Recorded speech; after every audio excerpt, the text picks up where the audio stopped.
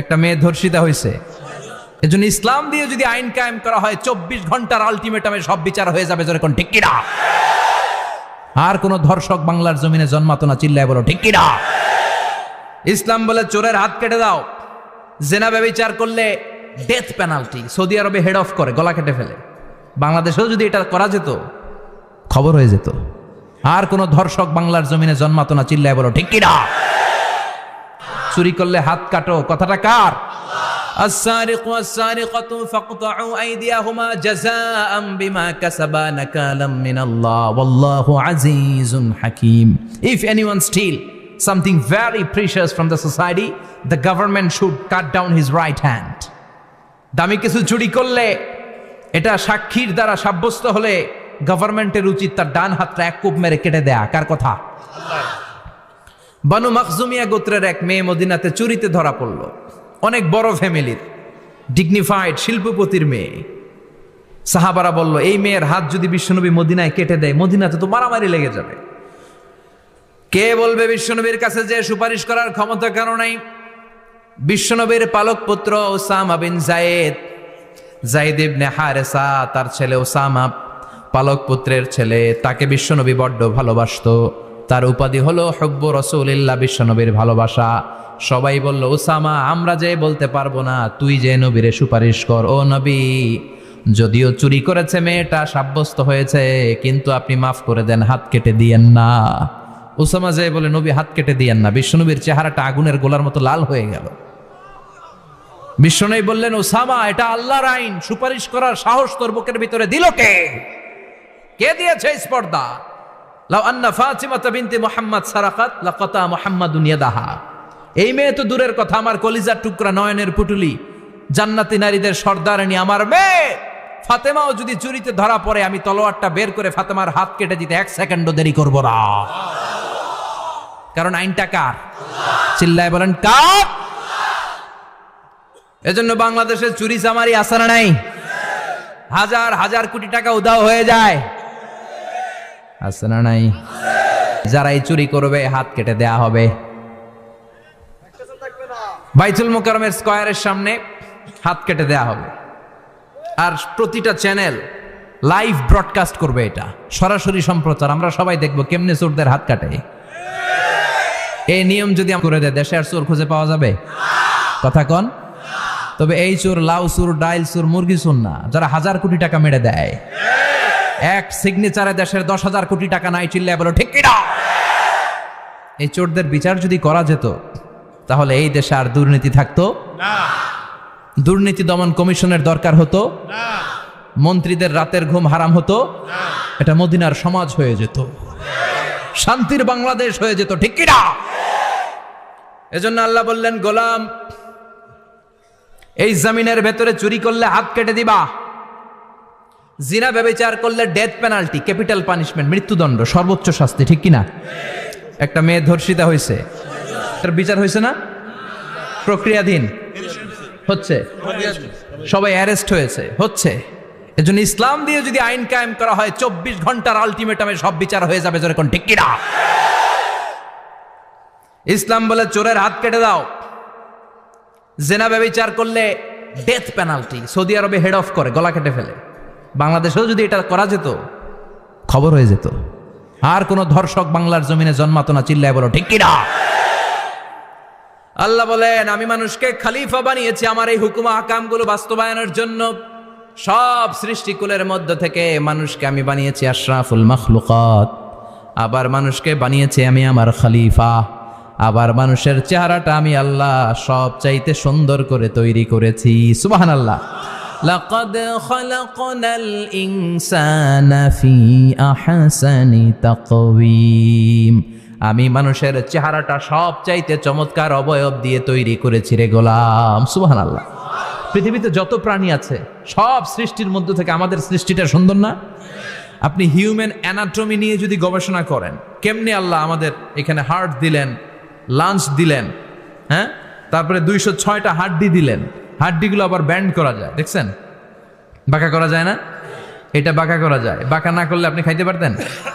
Cricket যারা খেলো, pace বল করতে পারতা? স্পিন বল, হ্যাঁ, অফ স্পিন, লেগ স্পিন কয় হুজুরও জানে কেমনে রে, তোর থেকে শিখছি বেটা।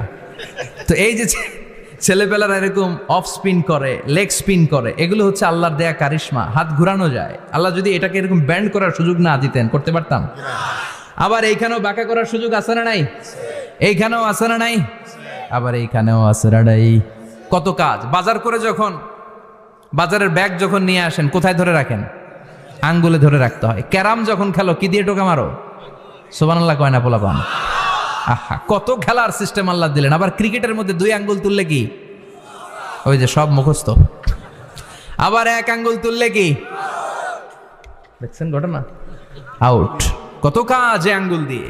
এই আঙ্গুলগুলোর বাঁকা করার, বেন্ড করার ক্ষমতা আমাদেরকে দিয়েছে কে? আল্লাহ। এজন্য আল্লাহ বললেন, লাকাদ খালাকনাল ইনসানা ফি আহসানি তাকওয়িম। আমি মানুষের চেহারাটা সব চাইতে সুন্দর করে তৈরি করেছি। মানুষ সুন্দর, আমাদের চোখ সুন্দর না মিয়া? আমাদের চোখও যদি সুন্দর হতো তাইলে আমরা বুঝতাম মানুষগুলো কত সুন্দর। আমরা মনে করি ধলা হইলেই সুন্দর। কয় ধলা ধলা, এটা সুন্দর। ডাকাইত, এগুলো ডাকাত। একটা মানুষের চেহারা স্কিন যদি কালো হয়, এর মধ্যে একটা সৌন্দর্য আছে না নাই? একটা মেয়ের স্কিন যদি কালো হয়, তারপরও চেহারায় সৌন্দর্য আছে না নাই? কয় না হুজুর, আমার বউ সুন্দর না, কালা কালা। আছে না নাই? তুই ডাকাইত। তুই কি? একজন মানুষের চেহারা যেরকমই হয়, আপনি খেয়াল করে দেখবেন, তারপরও তার অবয়বের মধ্যে একটা এক্সট্রা অর্ডিনারিটি আছে। কারোর সাথে কারোটা মিলে না। সুবহানাল্লাহ পড়েন। এজন্য প্রতিদিন স্ত্রীরে বলবেন, স্ত্রী তুমি সুন্দরী, তুমি অনন্যা, তোমার চাইতে সুন্দরী গোটা বিশ্বে কেউ নাই। কইবেন না? মুরব্বীরা কয় না, কইতাম না, আগে কইয়া ফেলাইছি। এগুলো বলবেন। এগুলো বললে স্বামী স্ত্রীর মধ্যে ভালোবাসা বাড়াই দিবে কে? আল্লাহ। আমি প্রায় এগুলো বলি, উৎসাহিত করি যে স্বামী স্ত্রীর মধ্যে যে ভালোবাসাটা, এটা পবিত্র, এটা জান্নাতি। এই ভালোবাসা জান্নাতে শুরু হয়েছিল সাইয়েদনা আদম আর হাওয়ার মধ্য দিয়ে। চিল্লা এখন ঠিক কিনা? স্বামী স্ত্রী দুইজনে একের হাতের সাথে আরেকজনের হাত মিলালে হাতের সগীরা গুনাহ মাফ করে কে? আল্লাহ। স্ত্রীর চেহারার দিকে নজর করে তাকালে চোখের গুনাহ মাফ করে দেয় কে? আল্লাহ। স্ত্রীর জন্য প্রতি মাসে যে খরচ দেন, এই টাকাগুলো সদকা দেওয়ার সওয়াব আছে না নাই? আছে। স্ত্রীকে যে দামি দামি ভ্যানিটি ব্যাগ কিনে দেন, এটা তো সওয়াব আছে না নাই? আছে। কক্সবাজারে ঘুরতে নিয়ে গেলে সওয়াব আছে না নাই? আছে। ফুল কিনে দিলে সওয়াব আছে না নাই? ভালোবাসার গান শোনাইলে সওয়াব আছে না নাই? তোমারে লেগেছে কত যে ভালো, চাঁদ বুঝি তা জানে, রাতেরও আধারে দোসর হয়ে, তাই সে আমারে টানে, চাঁদ বুঝি তা জানে। ঠিক কিনা? আজকে পারবেন না শোনাইতে রাত্রেবেলা? পারবেন? পারবেন? পোলাপাইনরা কয় পারবো। তো কত বেটা বিয়েই হয় নাই, বিয়ার পরে শোনাইস। তো এই ভালোবাসার গানগুলো শোনালে নিজেদের মধ্যে একটা ইন্টিমেসি তৈরি হয়। বিশ্বনবীও এরকম স্ত্রীর সাথে খুনসুটি করতেন, ভালোবাসা করতেন। এটা হালাল, কিন্তু এটা জায়গা মতো না করে ভাবির লগে করলে মায়ের আছে না নাই? ভালোবাসার গান জায়গা মতো শোনাতে হবে। স্ত্রীকে ভালোবাসার গান না শুনিয়ে যদি চাচাতো বোনরে শোনাও, শালিরে শোনাও, পাড়ার মেয়েদের সাথে যদি টাঙ্কি মারো, ফিল্ডিং মারো, মায়ের আছে না নাই? তার মানে জায়গা মতো করলে সব সওয়াব। সুবহানাল্লাহ পড়েন। আর বিয়েটারে সহজ করে দিবেন। আমি তো সব জায়গায় বলি বিয়েটাকে সহজ করে দেন। আমরা বিয়েটারে কঠিন করে ফেলছি। একটা ছেলে এই দেশে 16 থেকে 18 বছর বয়সে ম্যাচিউরড হয়, কিন্তু ওরে বিয়ের পিড়িতে বসায় 32 বছর বয়স। তো বাকি 32 বছর কি আঙ্গুল চুষবে? কথা কন, কি করবে? ও যে পাপ কাজ করে, ও যে পর্নোগ্রাফি দেখে, ও যে মাস্টারবেশন করে, এগুলোর পার্সেন্টেজ গুণা মা বাবার আমল নামায় আছে না নাই? মা বাবার এত সহজে পার পেয়ে যাবেন না। ছেলে মেয়েগুলারে সময় হলে বিয়ে দিয়ে দেন। বিয়ের চেয়ে ভালো কাজ পৃথিবীতে আছে? যেই সমাজে বিয়ের খরচ বেড়ে যায়, ওই সমাজে জেনার খরচ কমে যায়। বিয়ে করতে লাগে 10 লাখ, জেনা করতে লাগে 500 টাকা। কথা কন। এজন্য জিনাকে সহজ করবেন না বিয়েকে সহজ করবেন? বিয়ের কথা কইলেই পোলারা কয় তুই নিজের পায়ে দাঁড়া। তো এতদিন ও কার পায়ে দাঁড়াইছে? সহজ করবেন তো? আল্লাহ তুমি বোঝার তৌফিক দাও। আমিন।